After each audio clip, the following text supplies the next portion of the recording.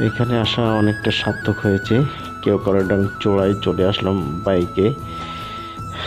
দেখতে পাচ্ছেন আমাদের সফর সঙ্গী জন, এই যে ইনি পড়ে গিয়েছিল আসার সময়।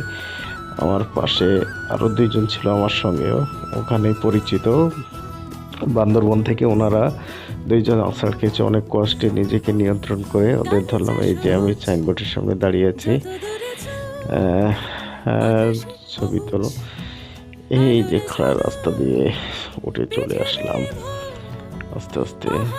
আবার এখন নেমে যাচ্ছি, আবার চলে যাচ্ছি। তবে অনেক ভয়ঙ্কর জায়গা তো আসলে। আমার ওয়াইফ এবং মেয়ে টুকটুক করে ছোট ছোট ভিডিও করছে। ওনারা ভয়ঙ্কর যে জায়গাগুলো সেখানে ভিডিও করতে পারে নাই, হয়তো চোখ বুজেছিল আর কি। যে অনেক সুন্দর, অনেক অভিজ্ঞতা হলো।